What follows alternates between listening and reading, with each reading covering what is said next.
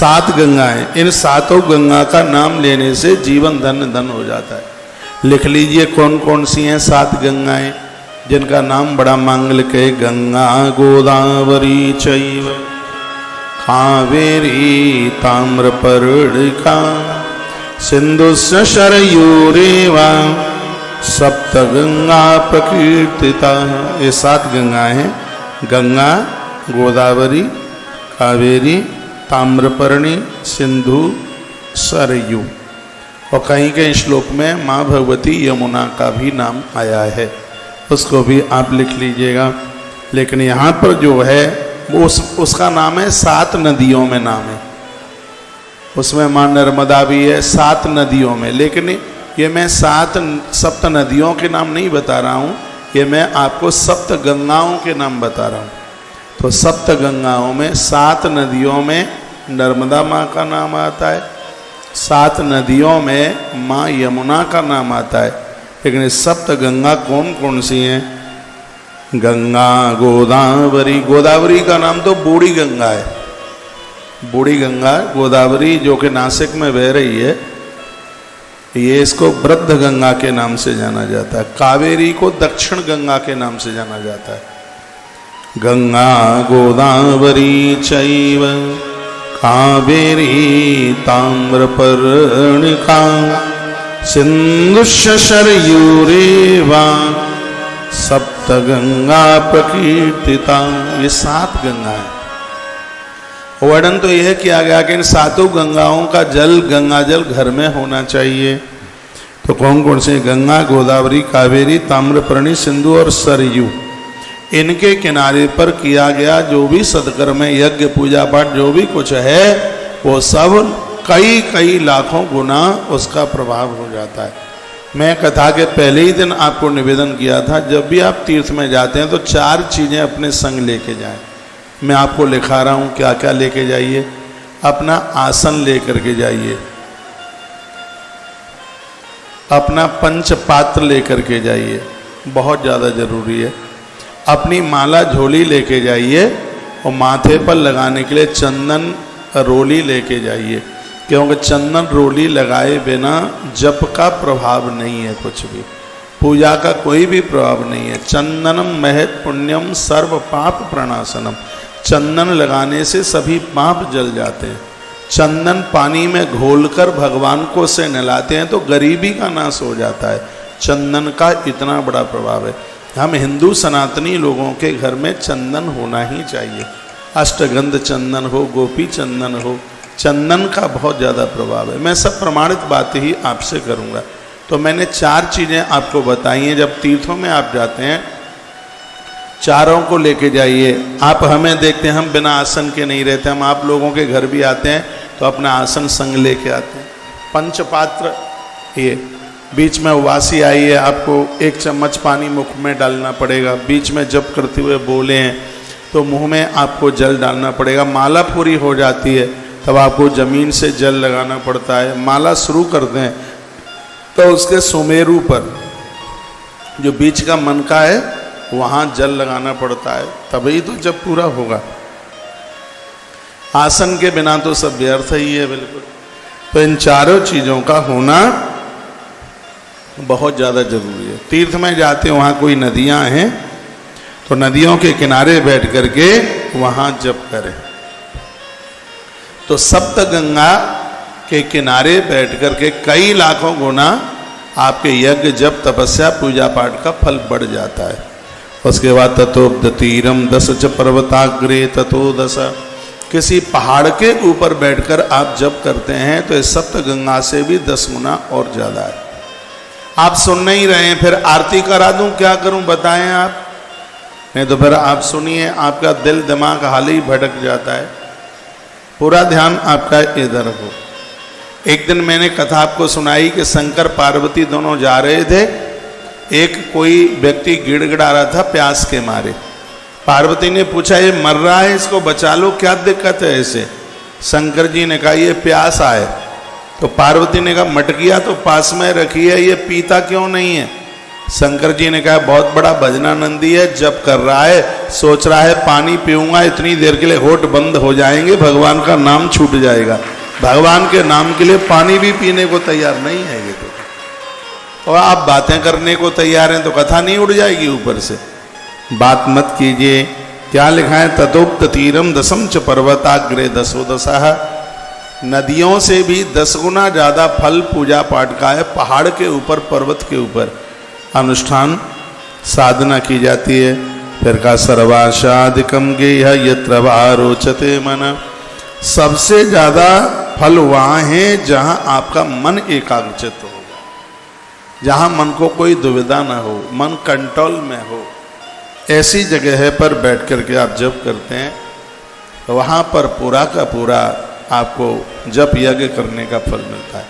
अपने मंदिर को बहुत अच्छा कीजिए, थोड़ा बड़ा सा कीजिए जिसमें आप ठीक से बैठ सकें। गंगा जल रखिएगा, फालतू की कोई फोटो तस्वीरें नहीं, वहाँ जो भी कुछ हो सब भगवान के ही चित्र हों।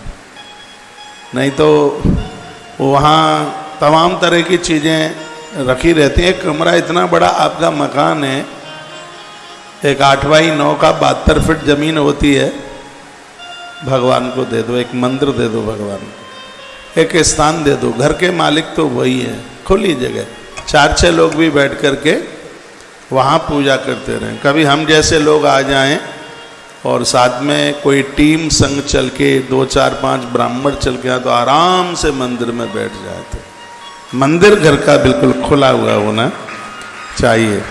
वर्ण में कहा गया है कि कृते पूर्ण फलम गेयम यज्ञ दानादिकम तथा। पूछा गया कलयुग में अनुष्ठान कितने दिन में सिद्ध होता है, ये प्रश्न उठता है।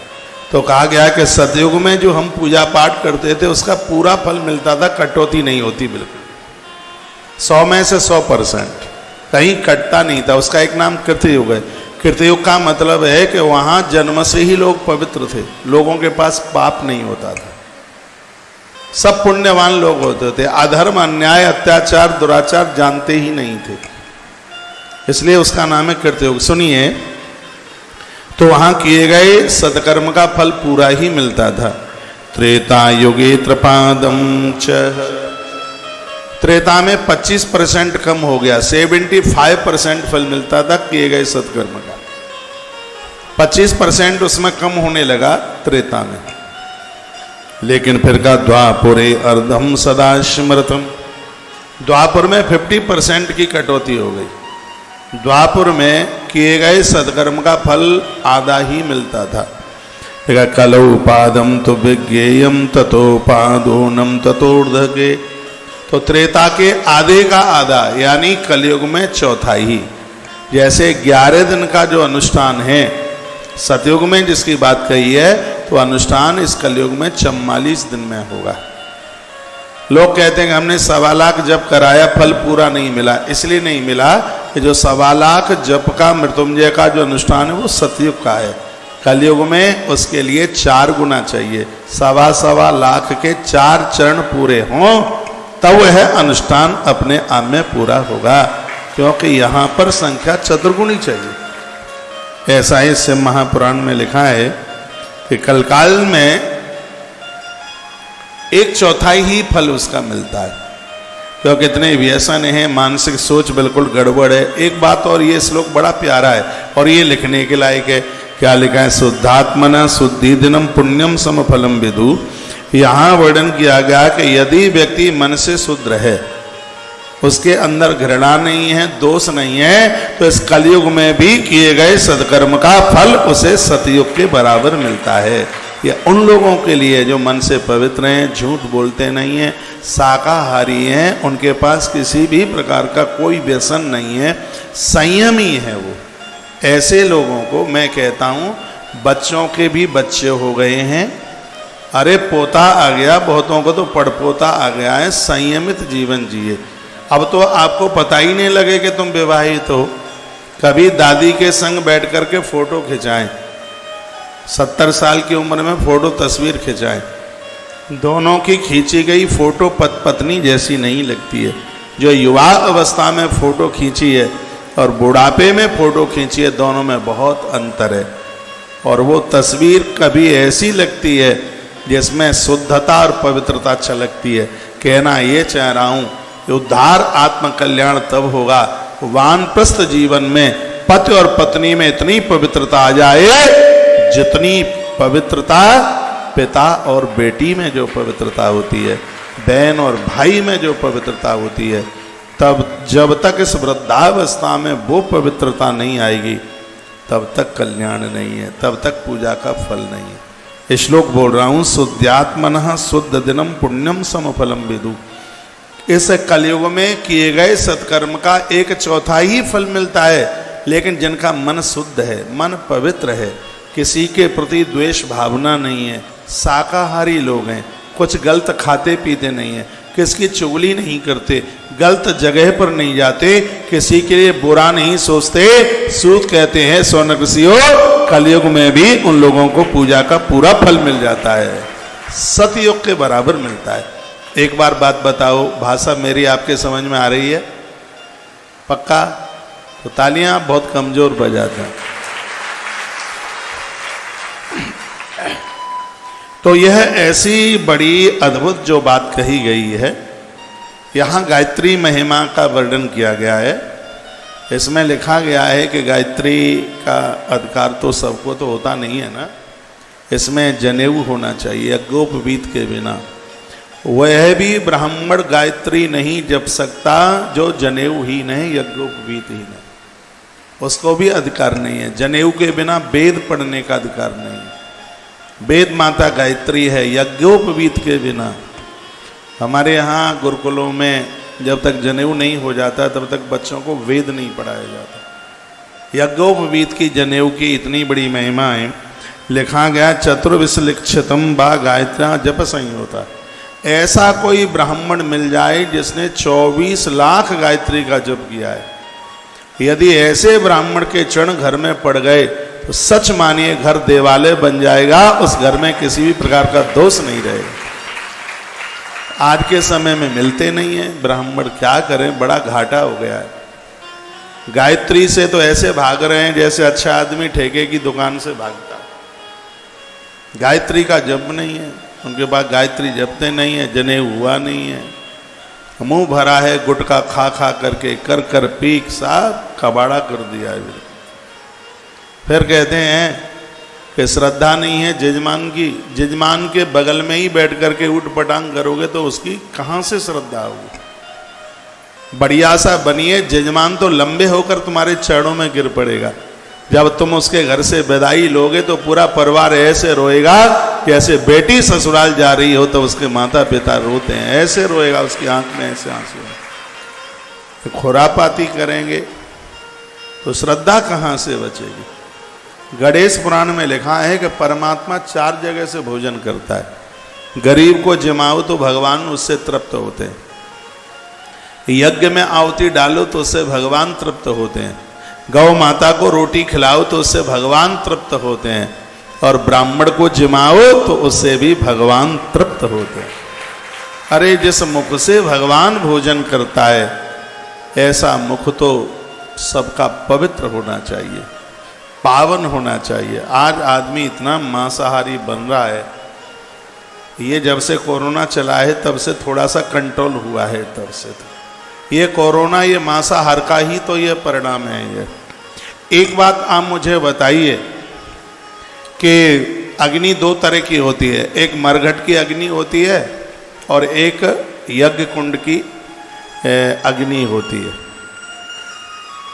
आप ये भी जानते हैं कि यज्ञ कुंड की जो अग्नि होती है उसके लोग परिक्रमा करते हैं, और जो मरघट की अग्नि होती है मुझे नहीं लगता कि वहाँ लोग प्रदक्षिणा परिक्रमा करने के लिए जाते हैं। तो हमें ये समझें कि हम अपने पेट में मरघट वाली अग्नि तैयार करें, शमशान घाट वाली या हवन कुंड वाली। हवन कुंड वाली तो मरघट की अग्नि वो है जहाँ मरे मरायों को फूंका जा रहा है, और यज्ञ की अग्नि वो है जहाँ आहुति डालकर भगवान को प्रसन्न किया जा रहा है। तो जो मांस भक्षण करते हैं उनके पेट में तो शमशान घाट वाली अग्नि है, तो मरे मराए लोथड़ा खा पी रहे हैं वो तो कुछ